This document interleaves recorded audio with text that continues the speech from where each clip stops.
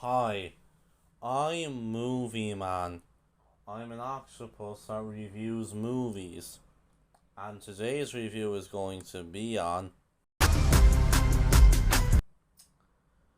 So, the plot hypnosis for Dumb Money. Now, what's quite interesting is that this film is based on a true story.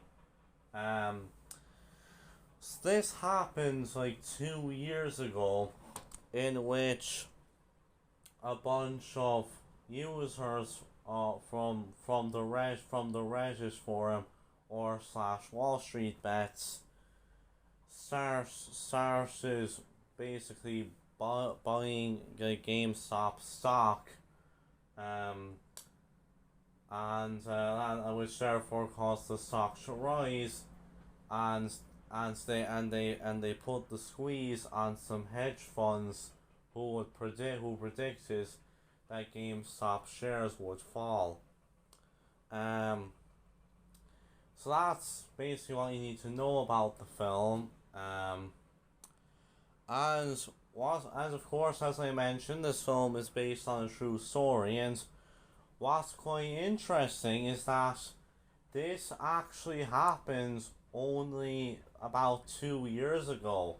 Um, so yeah, it's quite interesting that we actually have like a biopic, like a film that's based on a true story, which only happens 2 years ago. I find that very interesting. But anyways, I went to see Dumb Money last night, and I have to say, I really liked this film. Yeah, I thought this was a really good movie.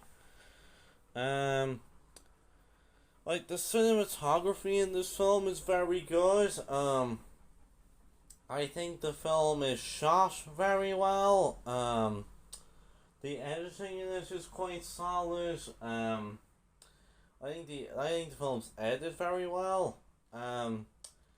As for the pace in this film, now this movie is an hour and 44 minutes. Um, and I think it does a very good job with the runtime.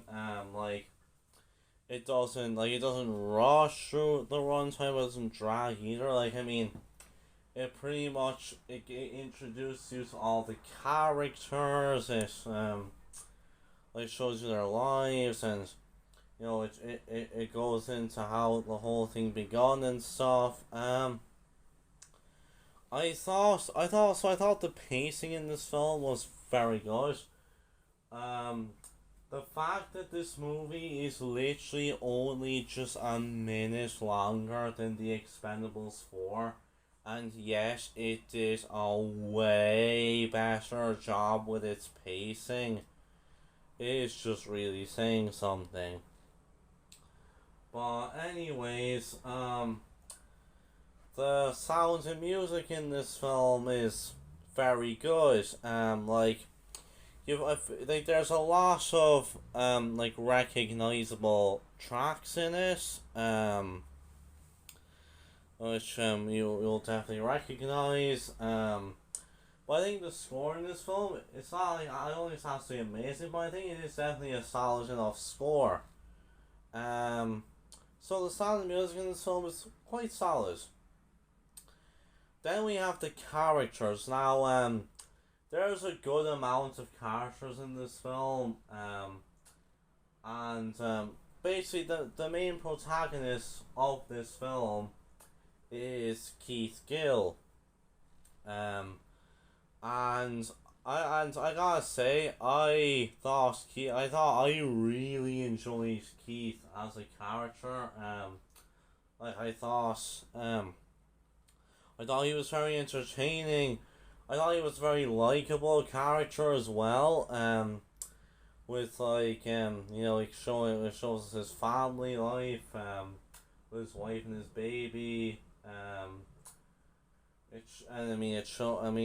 We get to see his life with his parents and his brother and stuff, and Like he's definitely plays like a really like he's playing this geeky enough kind of a character, but he's so likable, and you just definitely he's definitely a very easy character to root for, and I've got to say, Paul Dano does very good in this role. I mean, the fact that this is the same guy who just 1 year ago plays the Riddler in the Batman.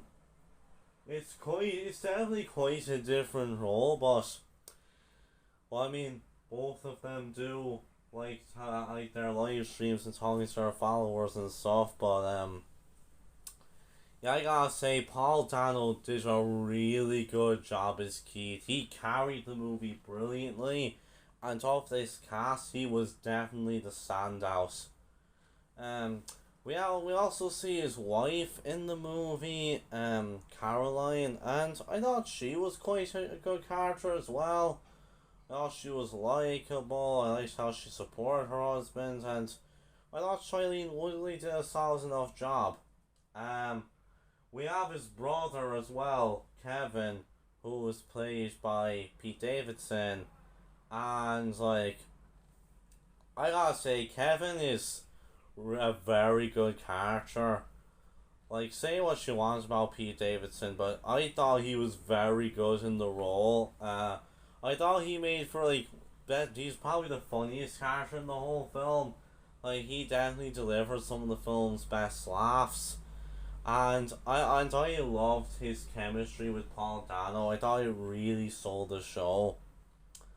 Um, we also see a few like other characters like we've got this nurse who's played by America Ferrera.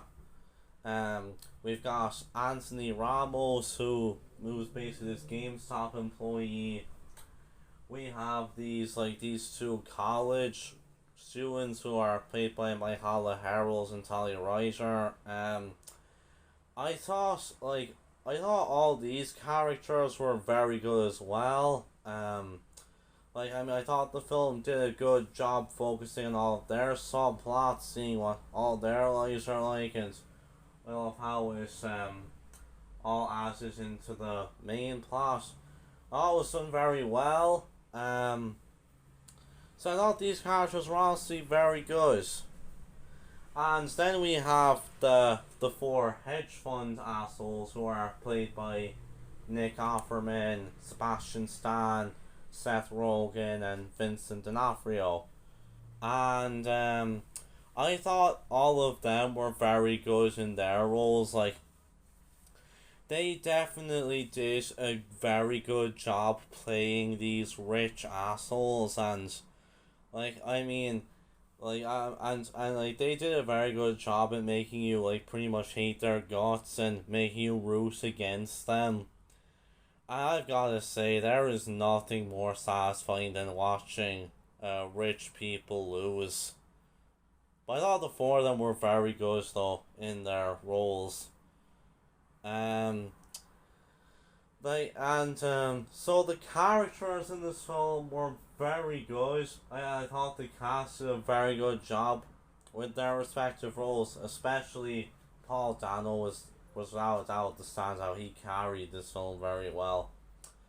Now the plot of this film, of course, obviously this film is based on a true story. So I think the way that the film, I think the way that it tells the story is done very well. It does a very good job at making you understand everything. And I thought it did like a good job with all the characters and yeah, overall I thought the plot of this film was very good. As for the narrative structure for this film, now, like this film is, it focuses on like all these different subplots with all of these characters. I thought the film did a very good job focusing on each of the characters. I don't really think there was any characters that like should have gotten more focus. Like the film did a good job at like showing all their subplots, and I thought all of them fit into the main narrative very well. So overall, Dumb Money is a really good film. I have to say, I really enjoyed this movie.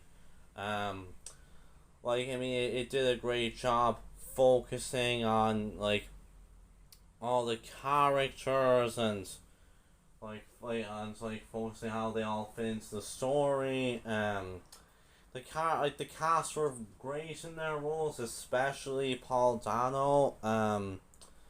And I thought the way it told this story, which only happened 2 years ago, I thought the way it told the story and made you understand everything, it was all done very well. So if this film sounds like the kind of film that you'd like to watch, then I'd say this is definitely worth checking out. So with that, I'm going to give Dumb Money an 8 out of 10. So with that, I'll see you guys next time, and bye.